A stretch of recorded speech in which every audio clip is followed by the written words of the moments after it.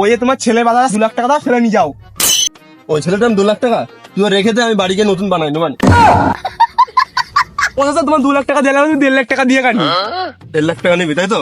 আয় আমার সঙ্গে আয়। দেখ দেখ ওই ছেলের দাম 1.5 লাখ টাকা আছে, বল আছে? তোমার ছেলের যা চেহারা, 3,000 টাকা দাম দেবে না। বন্ধু, প্ল্যানটা একটু চেঞ্জ করলাম, পরের বছর সাকসেস হয়ে দেখাবোই।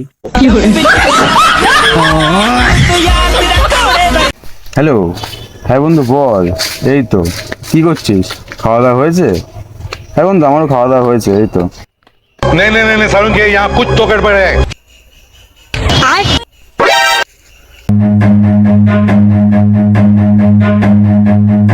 প্রাণ पकड़ मारो जो पकड़ भोसड़ी पकड़ ले पहन के लौड़े। আপনি কি জানেন আগেকার লোক অনেকদিন কেন বাঁচত? কারণ আগে অত পড়াশোনার চাপ ছিল না, এটাই বাস্তব।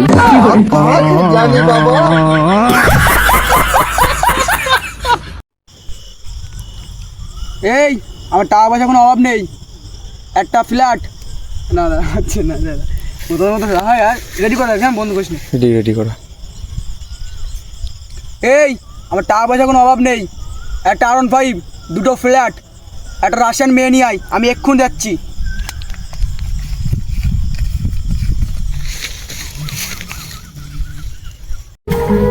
আমার স্বভাব খারাপ হতে পারে কিন্তু আমি না, আমার রোজা মিস হতে পারে কিন্তু আমার ইফতার জীবনেও না।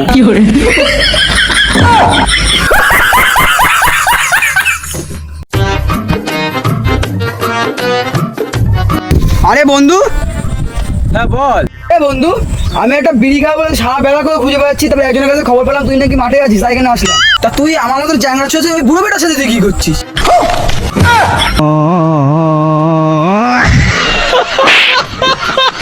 বোকার সাথে আমার বাবা সব জায়গায় একই মারো। হ্যাঁ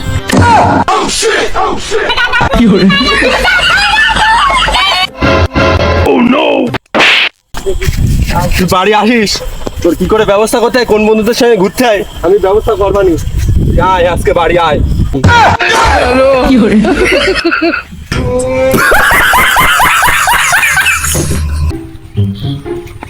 বাবা, হ্যাঁ বল। বাবা আমি পাস করে গেছি। কি সত্যি? হ্যাঁ এবার বুকে আয়, আমি তো খুব খুশি হয়েছি। এই নে বাবা 2,000 টাকা, যা বন্ধুদের পার্টি দিয়ে আয়। বাবা তুমি তো বলেছিলে বাইক কিনে দাও পাস করলে। সে তো আমি মজা করে বলেছি। আমি কোনসা পাস করেছি, আমি তো মজা করছিলাম। শুয়োরের বাচ্চা। প্রাণ पकड़ मारो जो पकड़ भोसड़ी पकड़ ले पहन के लौड़े। বুনো বাইরে না পুলিশ এসছে। ভাই বিশ্বাস কর, তোর পাশ থেকে মাত্র 10 টাকা চুরি করেছি আমি। কিন্তু পুলিশ তো ওদের বাড়ি এসছে।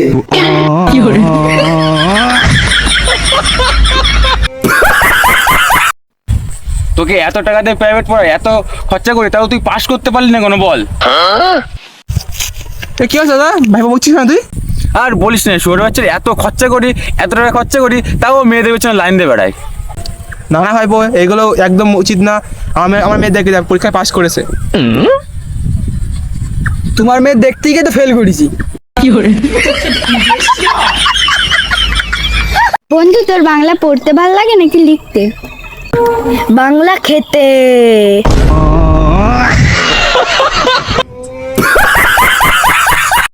তো তারপরে দেখছি বন্ধুরা বাছাবাছি করছে কি খাবে বলে। আমার তো মেনু কার্ড দেখেই পেট ভরে গিয়েছে অলরেডি।